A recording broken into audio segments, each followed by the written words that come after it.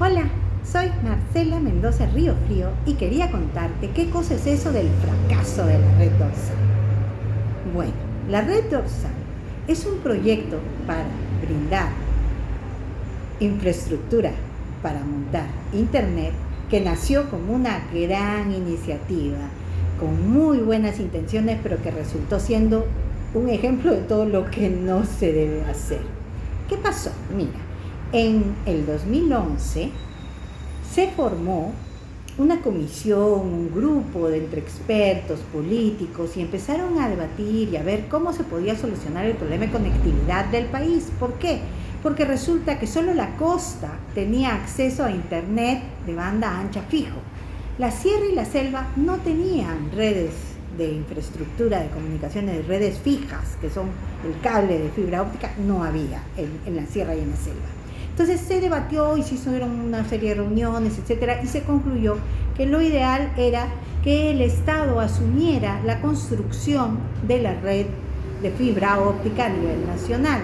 Los operadores privados que teníamos en aquel entonces, principalmente Telefónica y Claro, decían que no era rentable para ellos ir a esas zonas, porque no había suficiente masa crítica, etcétera, y era muy costoso montar la red, y entonces no llevaban esa infraestructura a esas zonas. Entonces la alternativa era que el Estado lo construyera. En el caso de los privados, lo que hacían era en las zonas donde tenían clientes, o se optaba por satelital, que es muy caro también, o se optaba por señales de microondas, pero no había fibra óptica.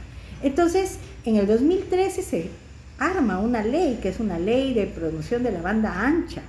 Esta ley establece el objetivo de formar esta red dorsal, de construirla, digamos.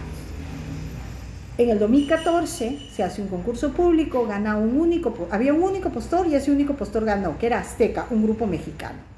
Ellos firmaron un acuerdo con el Estado bajo una modalidad que en aquel entonces era muy novedosa, que era una APP, una asociación pública-privada.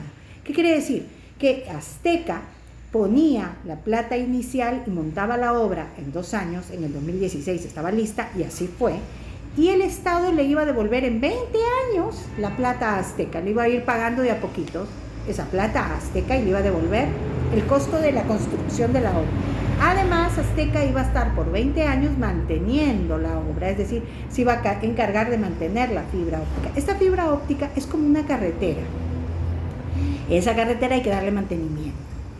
Y los operadores de telecomunicaciones iban a usar esa carretera y ellos iban a hacer como los carros, los ómnibus que pasan por la carretera, ¿no? Entonces, ¿cuál era la idea de este proyecto? La idea era que los operadores privados, no solo los grandes como Telefónica y Claro, sino los chiquitos también, que hay un montón a nivel regional, los que ofrecen cable, en fin, hay un montón de empresas chiquititas que ofrecen servicios de telecomunicaciones.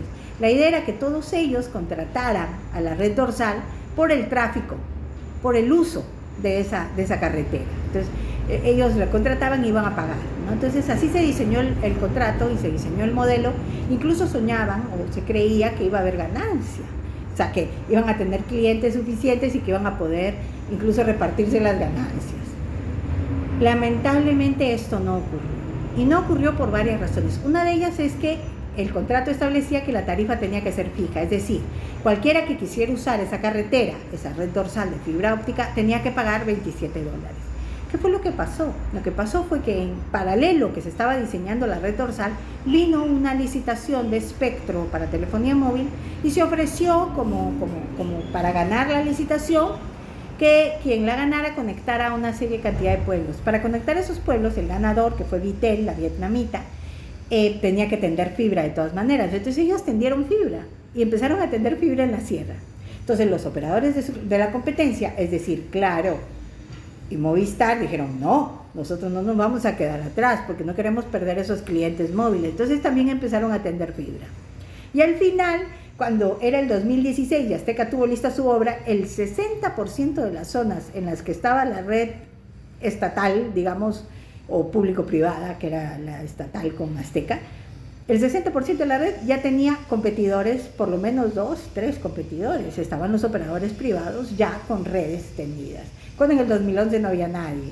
Entonces, el problema era que ellos tenían tarifa fija. Azteca tenía que cobrar 27 dólares por mega.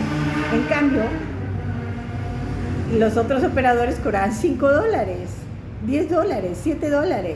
Y si les contratabas más barato salía. Entonces, no tenía ningún sentido el negocio, no tenían cómo ganar clientes. Además de eso, había otro gran problema. Y es que la red dorsal se diseñó pensando en que la red dorsal era como el tronco y las ramas principales de un árbol. Llegaba a las principales capitales de provincias del país.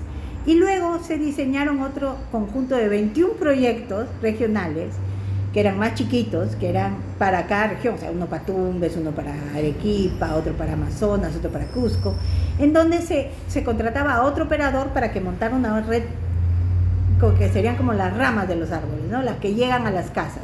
Entonces, la red dorsal solo sirve para llevar el internet hasta la capital. De ahí tiene que haber una conexión con esa red regional que lleva a los distritos y a las distintas instancias más pequeñas la señal.